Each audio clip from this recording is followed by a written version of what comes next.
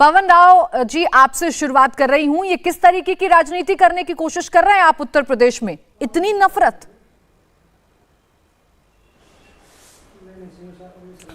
प्राची जी, बहुत बहुत धन्यवाद।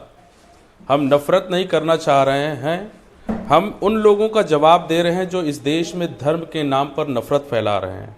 2019 के बाद इस देश में जब से सरकार बनी है, तब से धर्म के नाम पर कुछ लोगों की ज़बानें इतनी खुल गई हैं कि उन्होंने विशेष समुदाय के खिलाफ ऐसी भाषा का इस्तेमाल किया है जो किसी भी संवैधानिक लोकतांत्रिक देश में नहीं हो सकती है।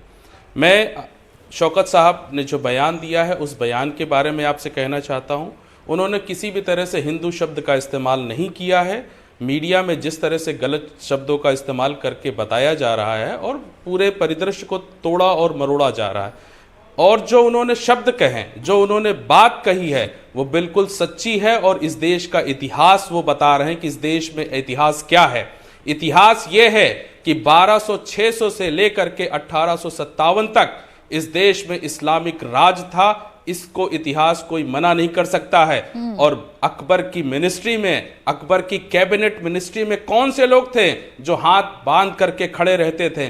4 लोगों के नाम बताता हूं: बीरबल, तानसेन, राजा टोडरमल और राजा मानसिंह। पवन राव जी, इतिहास यहाँ पर बैठकर मत पढ़ाइए। अकबर के दरबार में क्या कर रहे थे? इतिहास यहाँ बैठकर मत पढ़ाइए। मैंने भी इतिहास पढ़ा है और आपने क्यों नहीं?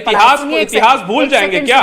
सच्चाई सुनेंगे तो इतिहास भूल जाएंगे क्या? एक मिनट पवन राव जी, भड़किए मत, पहले मेरी बात सुनिए, मेरे सवालों का जवाब दीजिए। अगर आपने अच्छी मंशा से तमाम बातें कही हैं तो सर आपको जवाब देने से कोई गुरेज नहीं होना चाहिए। मेरे सवाल का जवाब दीजिए। आपने कहा दूसरा वर्ग अगर संवैधानिक भाषा का इस्तेमाल नहीं करेगा। आपकी भाषा संवैधानिक है? 832 साल हमने हुक्म किया और आप हाथ पीछे करके हुक्मरानी, आप जो है जी हुजूरी करते रहे। ये किसके लिए कह रहे हैं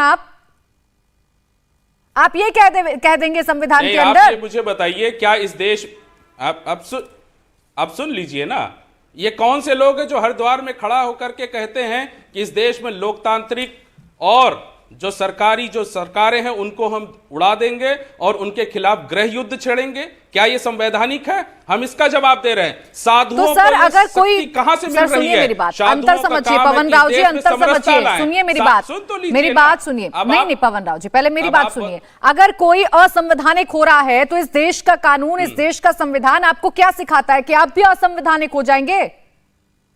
अरे आपको इतना बुरा लग रहा है, आपको लग रहा है इस देश का माहौल खराब हो रहा है, तो क्या इस देश में कानून नहीं है, थाने नहीं है, कोर्ट नहीं है?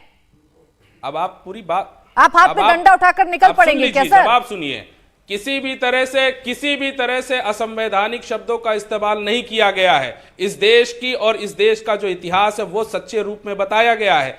क्या 1200-600 से लेकर के 1857 कीड़े मकोड़े जैसे शब्द का इस्तेमाल क्यों कर रहे हैं सर? क्या अकबर की कीड़े मकोड़े जैसे शब्दों का इस्तेमाल क्यों कर रहे हैं? कीड़े मकोड़े का भी अब आप सुन लीजिए, जवाब सुन लीजिए। जो लोग धर्म संसद लगा करके इस देश में संवैधानिक जो सरकारें हैं, मैं आपसे आपके सवाल का जवाब, रुकिए सर, मैं आपका स्टैंड जान रही हूँ।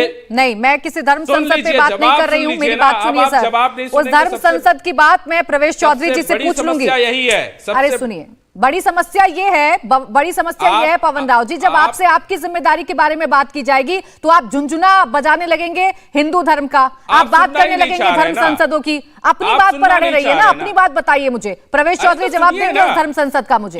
क्यों धर्म संसद की बात नहीं होगी क्या? धर्म संसद की बात आप नहीं करेंगे क्या? धर्म संसद की बात भूल जाएंगे? साधुओं को ये शक्ति कहां से मिल रही कि संवैधानिक सरकारों के खिलाफ, लोकतांत्रिक सरकारों के खिलाफ वो लोग जो आवाहन कर रहे हैं, क्या उसकी बात नहीं होगी? क्या वहां धर्म संसद में खड़े होकर के एक समूह को समूल रूप से नष्ट करने की जो बात हो रही, क्या उसकी बात नहीं होनी चाहिए? क्या होनी चाहिए पवन राव जी? आप मेरी बात नहीं समझ रहे हैं सर, आप मेरी बात समझिए पवन राव जी। वो धर्म संसद अगर भड़काऊ है तो आपकी बयानबाजी भी भड़काऊ है, आप अलग नहीं है उससे।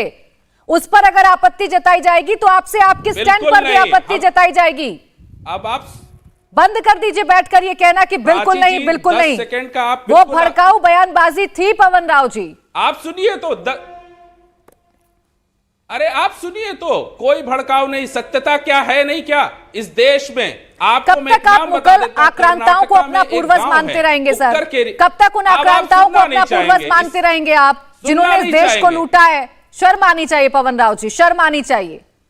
इतिहास अगर पढ़ा रहे हैं तो ठीक से पढ़ाइए। किसने ये भी लूटा है? बताइए कि इस किसने देश को लूटा है? किसने लूटा और कैसे लूटा। किसने लूटा है आप मुझे बताइए। मुगलों को अपना पूर्वज इतिहास में बताना कहां बंद पर कर लिखा है दीजिए किसने पवन राव लूटा जी। है? ये झूठा इतिहास मत पढ़ाइए इस देश के बच्चों को।